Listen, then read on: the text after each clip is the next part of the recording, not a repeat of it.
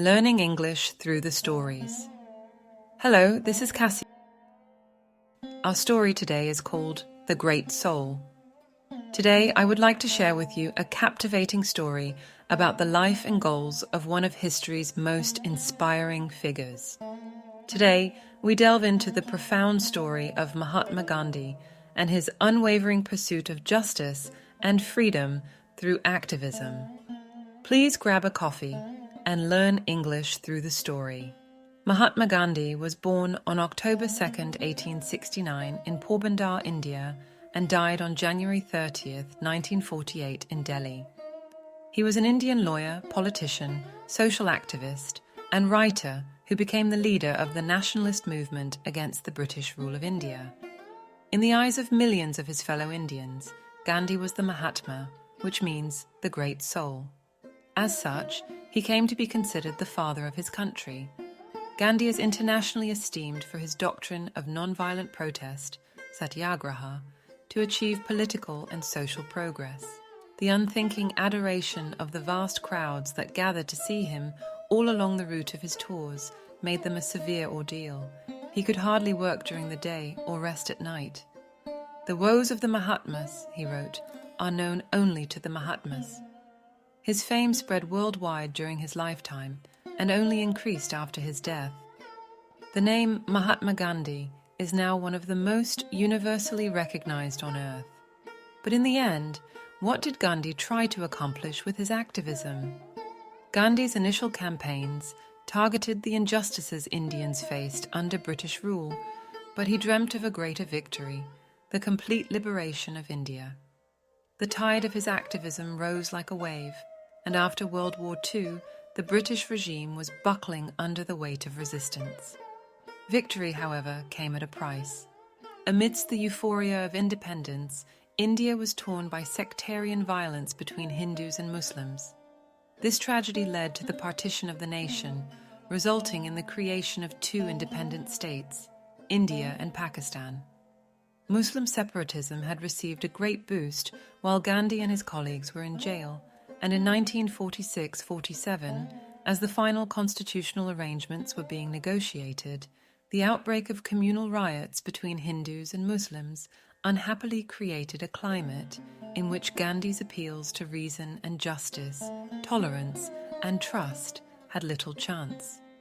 It was one of the greatest disappointments of Gandhi's life that Indian freedom was realized without Indian unity.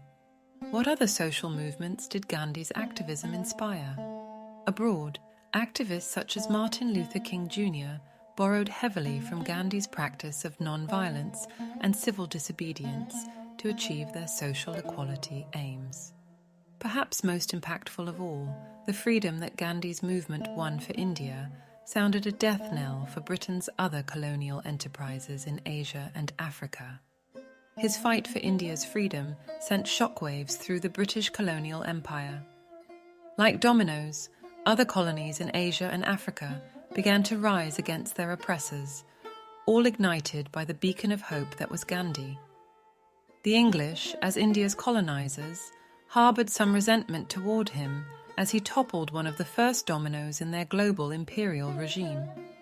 As lauded a figure as Gandhi has become, his actions and beliefs didn't escape the criticism of his contemporaries. Liberal politicians thought he was proposing too much change too quickly, while young radicals lambasted him for not proposing enough. Muslim leaders suspected him of lacking even-handedness when dealing with Muslims and his Hindu religious community, and Dalits, formerly called untouchables, thought him disingenuous in his apparent intention to abolish the caste system. He cut a controversial figure outside India as well, although for different reasons. Except for a tiny minority of Christian missionaries and radical socialists, the British tended to see him at best as a utopian visionary and at worst as a cunning hypocrite whose professions of friendship for the British race were a mask for subversion of the British Raj. Gandhi was conscious of the existence of that wall of prejudice, and it was part of the strategy of satyagraha to penetrate it. Gandhi won the affection and loyalty of gifted men and women, old and young, with vastly dissimilar talents and temperaments, of every religious persuasion and almost every political line. Like anyone and everyone who stands up against some established belief or custom about Gandhi, there is praise, admiration, and distrust. But the image of Gandhi that has lasted foregrounds his dogged fight against the oppressive forces of racism and colonialism and his commitment to nonviolence. His legacy continues to shine brightly, reminding us that through unwavering determination and the power of compassion, even the most arduous journeys to justice and freedom can be traversed. Did you like this story? I confess that I found it very interesting because I learned some new words. Maybe they are new to you too. I chose 3 that take my attention. Ordeal.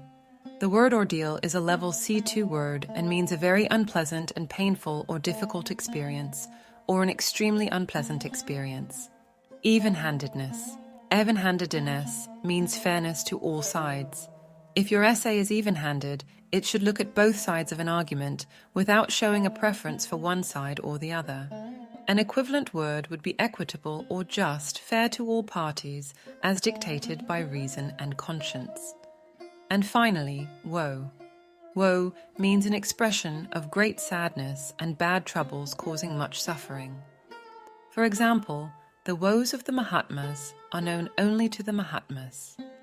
When we are learning a new language, it is always good to take notes of new words and use them for a few days to incorporate them into our vocabulary. That's all, folks. Join us again for more captivating stories, and remember, listening is more than just hearing. Listening is paying attention to the sounds and trying to understand the story. Pay attention and improve your English through our stories. Goodbye for now.